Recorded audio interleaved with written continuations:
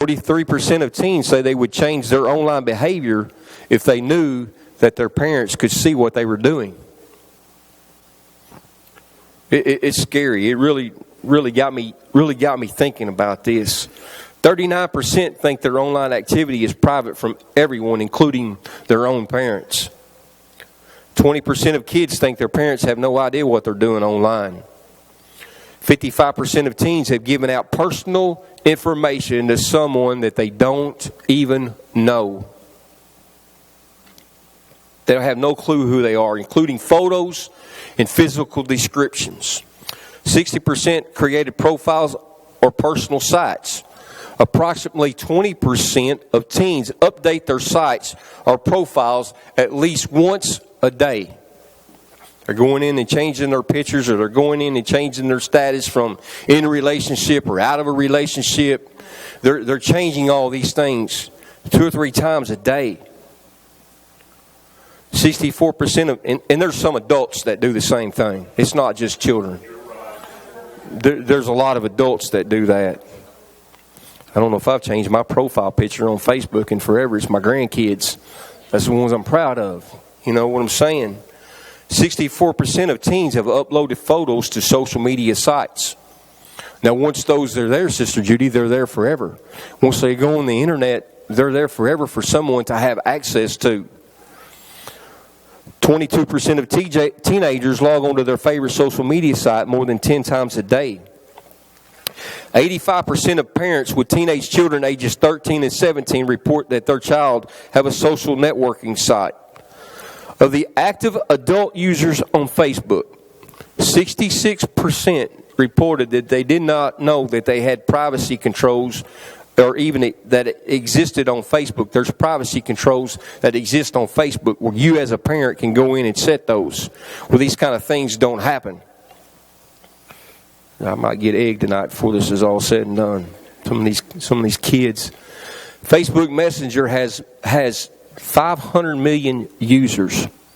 Facebook Messenger alone has 500 million users, and Facebook is 1.4 million users on Facebook.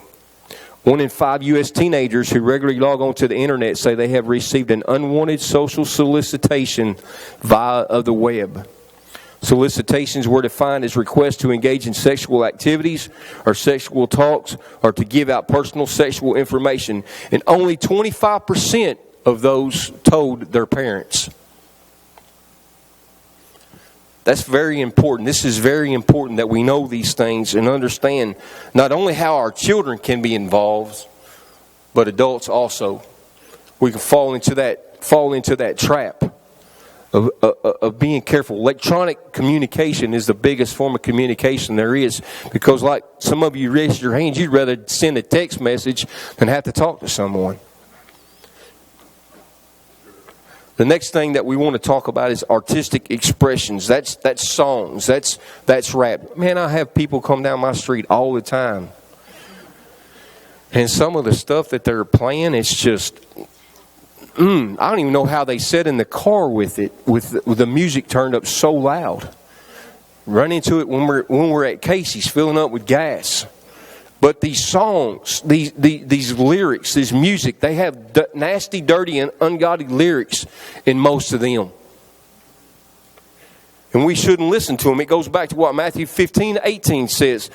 It's either going to pollute or it's going to violate the chastity or the purity of our heart and our mind, our language. Because guess what? What goes in is going to be what comes out. So we have to be careful of that. Sign language. We all know what the universal sign is. We all aware of that, Brother Garrison. We all know that. He was laughing. But it's nasty. You know, a lot of these gang members have signs that they use. I even some of y'all forgive me, but I even thought about tattoos and some of the tattoos that people get. It's an expression of what's on the inside. It's an expression of what's going on in the inside. Whatever we communicate, this is very important. Whatever we communicate, we have to speak to be holy and pleasing to God. Whether it's verbal or whether electronic or whether it's written. There can be many, many different forms, but it's got to be pleasing to God. It's got to make Him happy. It's got to make Him happy. It don't have to make me happy. Speech has an increased moral significance because of the effect it has on those who hear it.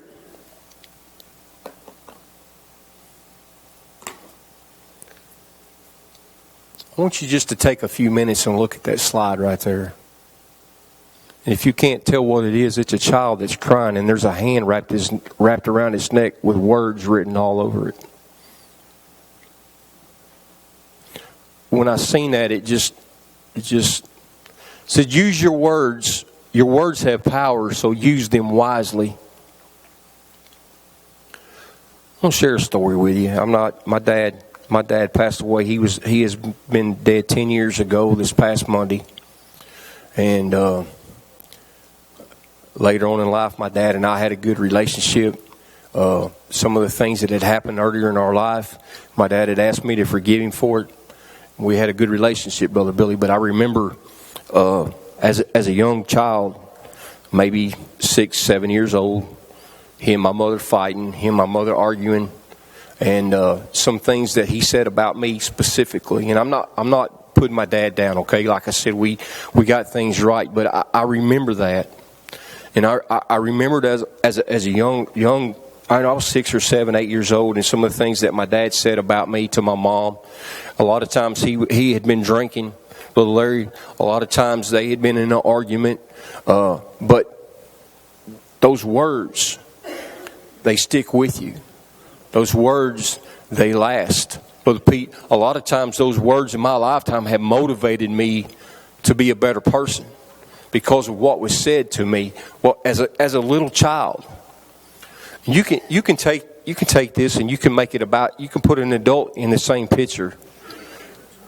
But can I say this, and I'm not telling you how to be a parent, but we have to be careful what we say to our children and how we say them.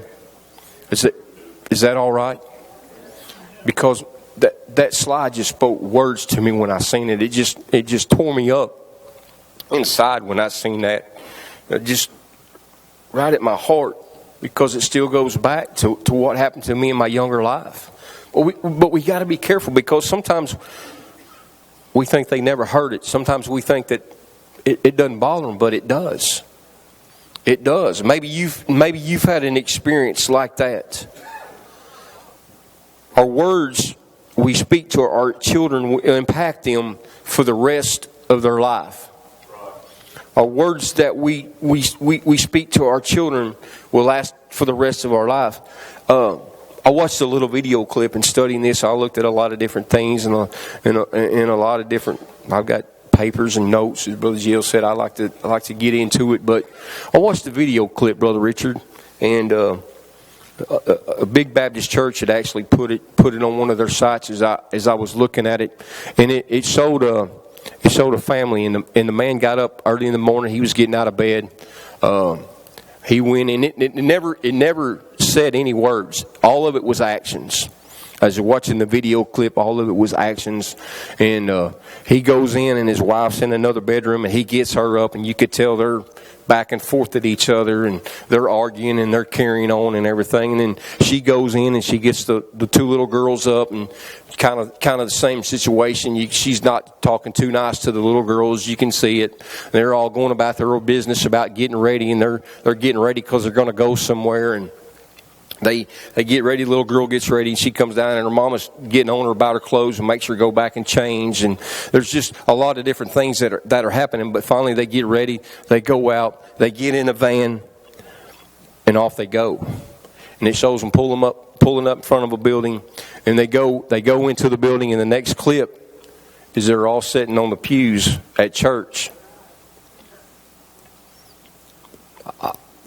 raising their hands, praising God. I'm not condemning nobody, because I've done it myself. But you stop and think about that, about the words that we say.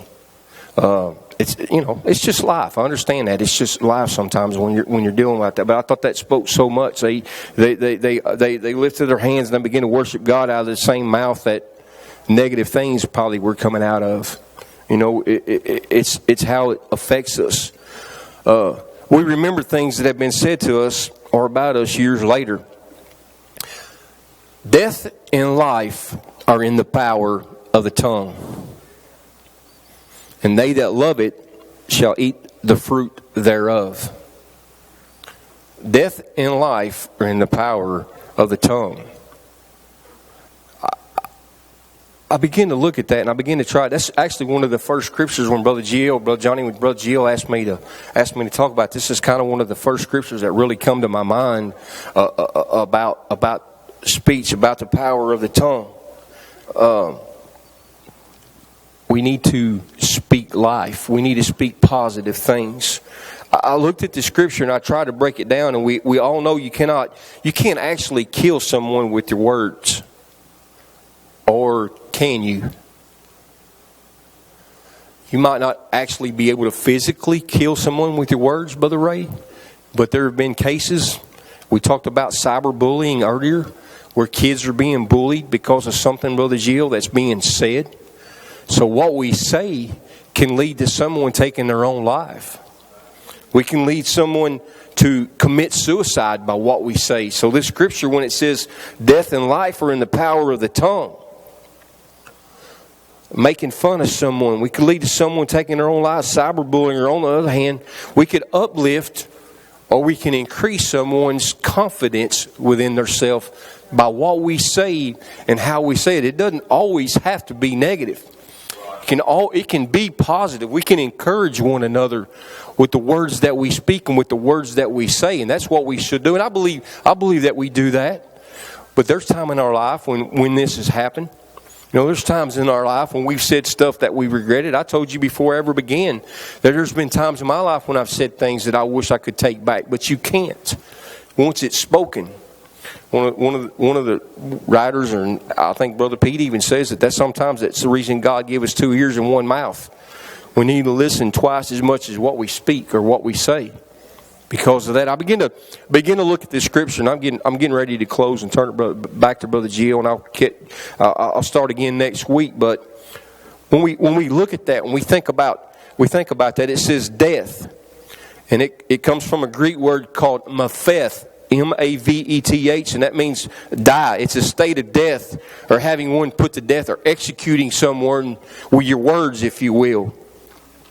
Then it speaks about life. On the other hand, living or alive, that can mean to revive someone. That can mean to restore someone. If you meet someone that's down, someone that's depressed, we talked about depression this past Sunday night, you can lift those people up. They might even be thinking about taking their own life. You can lift them up and give them life by the words that we speak, by the words that we say. And that's what this scripture is telling us. You can sustain someone, or you can preserve someone's life by the words that you speak to them. Words of encouragement, words of endearment. Then it says, are in the power. We have the power. That word power, Brother Gio, comes from a Greek word yod. That means it's in possession of, in your hand. You have the ability to take those words and use them as you will. Each one of us, we've got the power to be able to do that. We know the tongue is the origin of speech. You're either going to love it, or you're going to, it says human appetite. When you love something, human appetite, you're going to eat it. You're going to devour, consume, or slay someone with the words that you say. And the fruit is going to be the offspring of what is spoken. The fruit is going to be the offspring of what is spoken, whether it's death, sorrow, anger, strife, or love, happiness, joy, and peace. Death and life denotes the seriousness and the wide-ranging effectiveness and consequences of the things that we say. So we either love death or life, the power of Satan or the power of Jesus Christ. Whichever you love you will eat, or you will experience the fruit thereof, holy, godly communication within our spirit. There will never be anything we say that we have to stop and wonder about whether it's good or bad. We will know as soon as we speak.